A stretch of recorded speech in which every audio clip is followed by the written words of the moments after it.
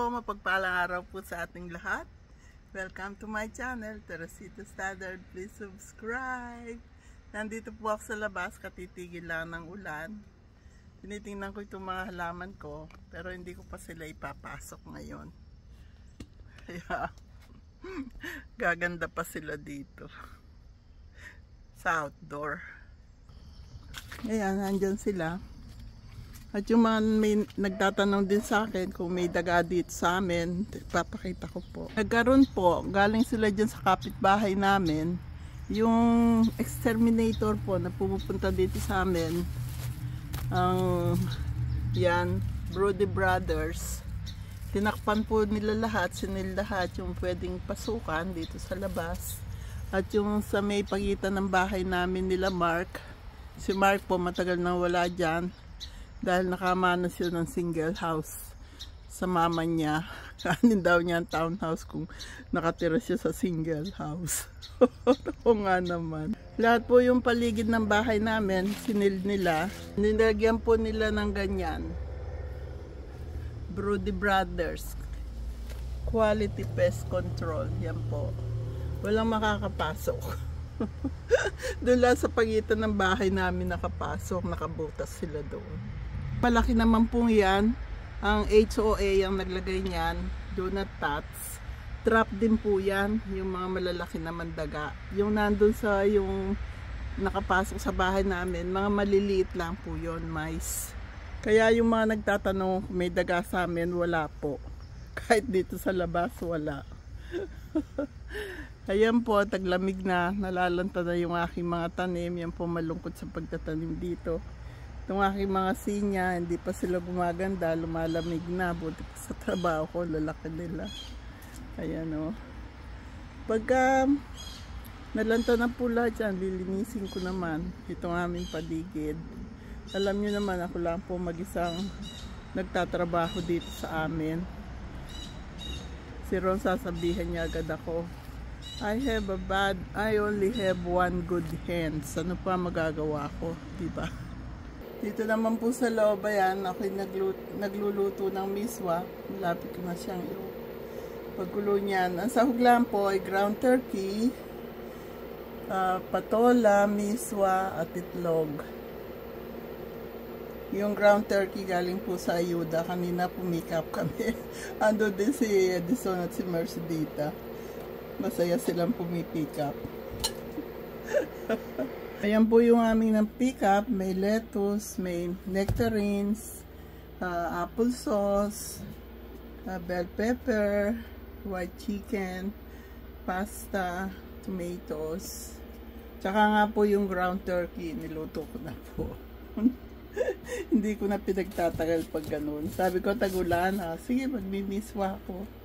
Pero konti lang po yung miswa. Isang kain lang namin ni Ron. Dahil bukas magluluto ako yung pang 1 week na namin. Kasi nga po, may trabaho ako. 7 days po yun. 7 days ako may trabaho. Kaya yan po ang kakainin ko ngayon, miswa. Meron lang po akong ipapaliwanag sa inyo, okay po. Mula po ngayon, ang may entitled na lang po na manalo sa ating laro every Saturday. Ayun lang pong nabunot talaga. Okay po? Kung sino man ang bumunot sa amin, kagaya kahapon, bumunot si Marison, nabunot siya, nabunot niya si Nanette Carion, valid po yun. Yun lang pong nabubunot ang mananalo. At pag nabunot naman po kayo, kailangan magko-comment kayo agad na kayo nanonood para po makita nyo yung, makuha nyo yung prize nyo.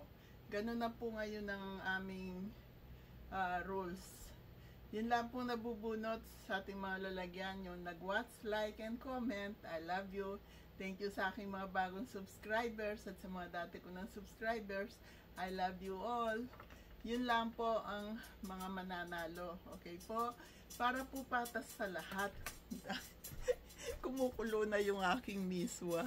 Ito po ang ating dinner, miswa. Yan po, meron siyang itlog, ground turkey. Sarap, di po ba? Lalo na ngayon. Nag-uulan po dito. Masarap itong mainit na miswa. At may hiniwang pakwan. Yung pakwan kahapon. Masarap po itong miswa, lalo pag tag-ulan. Meron siyang patola. Sa likod bahay nyo, magtanim kayo ng patola para kung gusto nyo magmiswa, meron kayong patola. Masarap po. Sarap. Ang sarap. Talagang masarap po. Patis po pinampapalasa ko sa aking mga niluluto.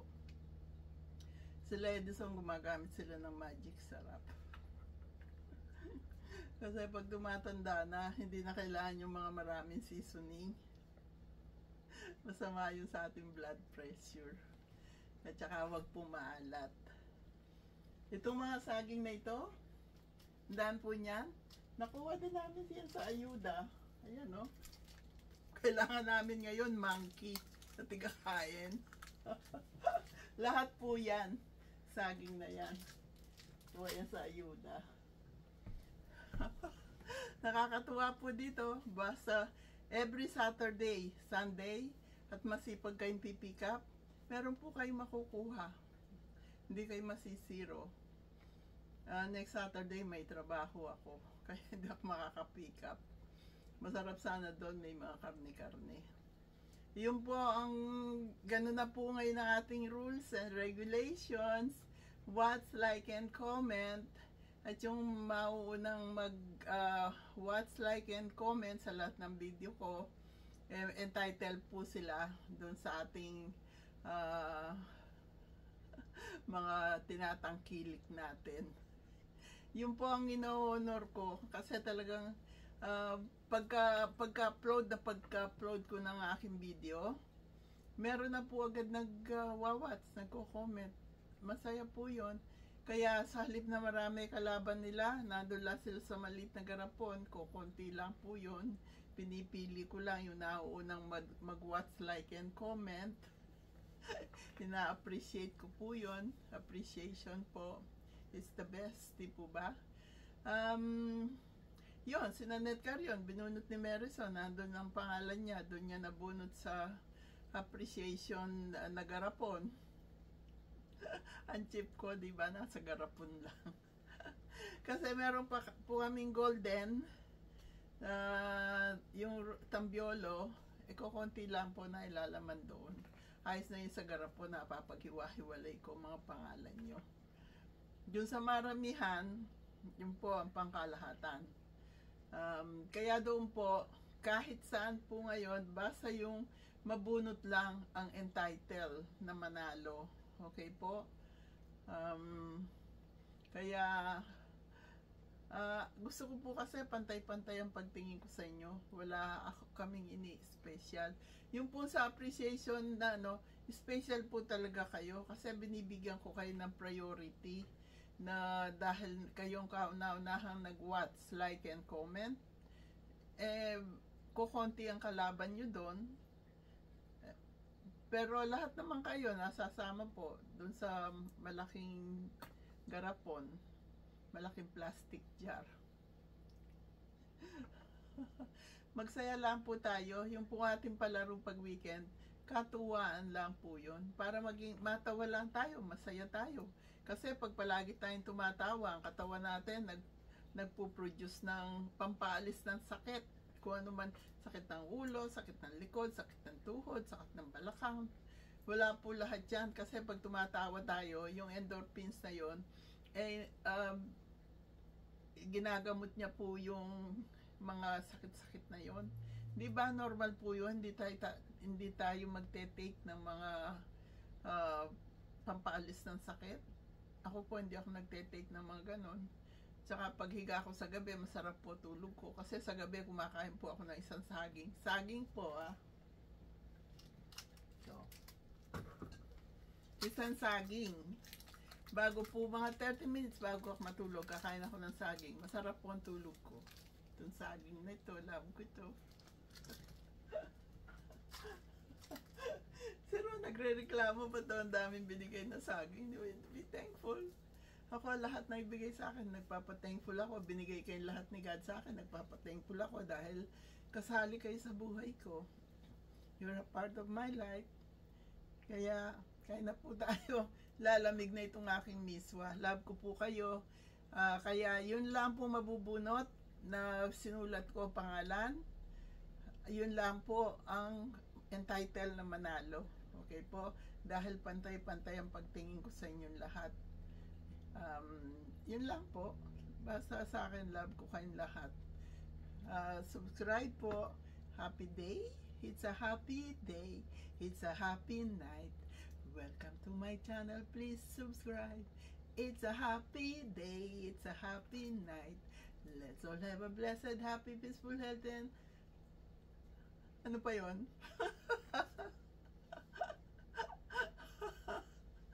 Maging masaya lang po tayo. It's a happy life. Nagpapasalamat po ako. Binigay kayo lahat ni God sa akin. Kaya I love you all. Pantay-pantay po ang pagtingin ko sa inyo. God bless us all. Ayun, nalutas na yung tanong nyo sa akin kung may daga sa amin. Wala po. Noon may nakapasok. Dito po sa kitchen namin, naririnig ko. Eh di, tinawagan na nga namin yung Brody Brothers. Nagpunta sila. Tapos kinausap din yung may-ari ng bahay. Sabi ko, ay nako, nakabutas yung mga daga mo dyan, nakapasok dito sa amin. Kailangan yung takpan. Pumayag naman. Tinakpan ng Brody Brothers. Pero hindi siya nagpagamot para mawala yung mga daga sa bahay niya. Wala pong nakatira dyan. Binata po yun, nakamana ng single house sa Virginia, sa nanay niya. Doon po siya nakatira. Padalaw-dalaw lang si John. Sabi ko, pwede ba pag-isahin na natin yung bahay, bigay mo na sa amin para lumaki lalo bahay namin. Tsaka mga daga mo, papalisin namin yan ng Brody Brothers. Natawa lang siya. Sabi sa akin, you're joking. No, I'm not. Give us your house. Okay na po. Sobra na ako. God bless us all.